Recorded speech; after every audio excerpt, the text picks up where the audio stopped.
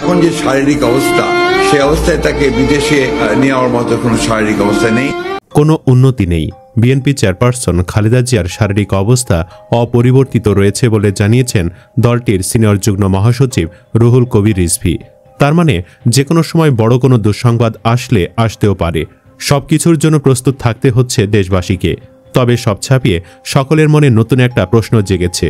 সেটা হলো ৩-৪ দিনেও অবস্থার কোনো উন্নতি না হলেও কেন বেগম জিয়াকে বিদেশে নেওয়া হচ্ছে না? একদিকে ছেলেও আসছে না, অন্যদিকে বিদেশেও নিচ্ছে না। সব মিলে ক্ষোভ দেখা যাচ্ছে নেতাকর্মীদের মাঝে। এমতো অবস্থায় বিদেশে চিকিৎসার বিষয়ে মেডিকেল বোর্ড এখনও কোনো সিদ্ধান্ত দেয়নি বলে জানিয়েছেন দলটির সিনিয়র যুগ্ম মহাসচিব রুহুল কবির রিজভী। তিনি বলেন, বেগম জিয়ার শারীরিক অবস্থা আগের মতোই রয়েছে। নয়াপল্টনে দলটির কেন্দ্রীয় কার্যালয়ে সংবাদ সম্মেলনে তিনি এ কথা জানান। রুহুল কবির রিজভী বলেন, চেয়ারপারসন অসুস্থ হয়ে হাসপাতালে ভর্তি থাকায় বিজয় দিবসের গৃহীত কর্মসূচি স্থগিত করা হয়েছে। এ সময় তিনি দেশবাসীর কাছে খালেদা জিয়ার জন্য দ্রুত আরোগ্য কামনায় দোয়া চেয়েছেন। এর আগে বিএনপি চেয়ারপারসন ও সাবেক প্রধানমন্ত্রী বেগম খালেদা জিয়ার ব্যক্তিগত চিকিৎসক অধ্যাপক ডাক্তার AZM জাহিদ হোসেন সাংবাদিকদের জানিয়েছেন, চেয়ারপারসনের শারীরিক পরিস্থিতি আগের মতোই আছে। দেশি বিদেশি চিকিৎসকদের সমন্বয়ে তার চিকিৎসা চলছে।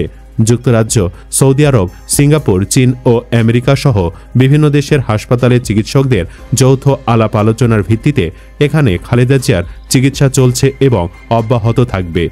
ডাক্তার জোবাইদা রহমান দেশি বিদেশি চিকিৎসকদের সমন্বয় করছেন। চিকিৎসকরা যে চিকিৎসা দিচ্ছেন খালেদা জিয়া তা গ্রহণ করতে পারছেন। হাসপাতালের সামনে এসে অযথা ভিড় না করার অনুরোধ জানিয়ে তিনি বলেন, দেশবাসীর কাছে খালেদা জিয়ার জন্য দোয়া চাওয়া হচ্ছে। সবাই নিজ নিজ জায়গা থেকে দোয়া করবেন। সবার দোয়ায় তিনি সুস্থ হবেন ইনশাল্লাহ।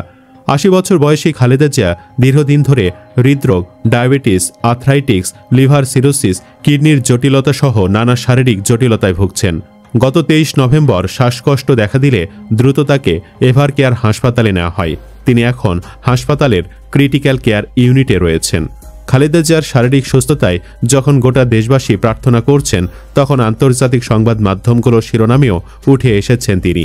কাতার ভিত্তিক গণমাধ্যম আল জাজিরা বলছে, লিভার ইনফেকশনে আক্রান্ত হয়ে বাংলাদেশের সাবেক প্রধানমন্ত্রী খালেদা জিয়ার অবস্থা সংকটাপন্ন।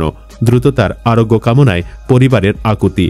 মধ্যপ্রাচ্য ভিত্তিক সংবাদ মাধ্যম Arab Times, Gulf of News ও খালিজ টাইমসেও বেশ গুরুত্বের সঙ্গে তুলে ধরা হয়েছে খালেদা জিয়ার অসুস্থতার খবর, যেখানে বলা হয় নিবিড় পর্যবেক্ষণে রয়েছেন তিনি।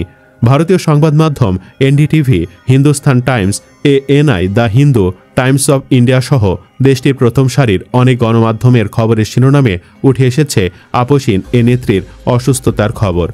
জাতীয় নির্বাচনকে সামনে রেখে খালেদা জিয়ার সংকটাপন্ন পরিস্থিতি বিএনপির জন্য উদ্বেগের বলছে টাইমস অব ইন্ডিয়া। বিএনপি নেত্রীর দ্রুত সুস্থতা কামনা করেছেন পাকিস্তানের প্রধানমন্ত্রী শেহবাজ শরীফ। সেই খবর উঠে এসেছে দেশটির সংবাদ মাধ্যম দ্য ডন ও জিও নিউজ। এছাড়াও সিঙ্গাপুর, মালয়েশিয়া সহ বিশ্বের বিভিন্ন দেশের খবরের গুরুত্বের সঙ্গে জায়গা করে নিয়েছে বেগম জিয়ার শারীরিক অসুস্থতার খবর। তার শারীরিক সংকটাপন্ন অবস্থায় পরিবারের মতোই সমব্যথী বগুড়াবাসী। তার দ্রুত আরোগ্য কামনায় মানত করা হচ্ছে, রোজা রাখা হচ্ছে এবং মহান প্রভুর নিকট আন্তরিক প্রার্থনা চলছে। একজন স্থানীয় বাসিন্দা বলেন, আল্লাহ তাআলা তাকে শেফা দান করুন, খুবই দ্রুত সুস্থ কামনা করছি। আরেকজন তাকে জাতির জন্য আলোক বিয়ার টর্চলাইট হিসাবে আখ্যায়িত করেন এবং বলেন, তিনি কোনো দলের এখন ভাবা যাবে না। অন্য একজন বলেন, শেখ হাসিনা দেশ ছেড়ে পালিয়ে চলে গেছে, কিন্তু খালেদা জিয়ার সুযোগ ছিল একসময়।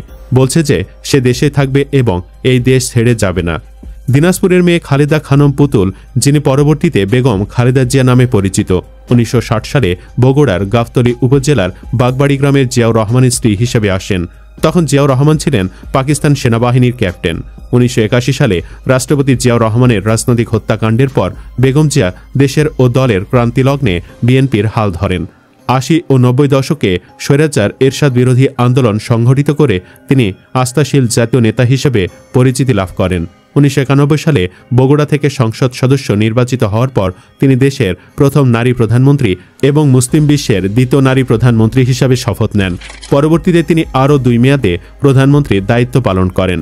বগুড়ার জনগণ তাকে ব্যাটর বউ হিসাবে সম্বোধন করে এবং ১৯৯১ সাল থেকে ২০০৮ সাল পর্যন্ত যতগুলো নির্বাচনে তিনি বগুড়া থেকে অংশ নিয়েছেন, প্রত্যেকটিতে তাকে বিপুল ভোটে জয়ী করেছেন। সুপ্রিয় দর্শক, আপনি কি বলেন? বেগম জিয়াকে এখনই বিদেশ নেওয়া উচিত নয় কি? একদিকে চিকিৎসা, অন্যদিকে সন্তানকেও পাশে পাবেন তিনি। ইয়েস অথবা নো লিখে কমেন্টে জানাতে পারেন মতামত। ধন্যবাদ।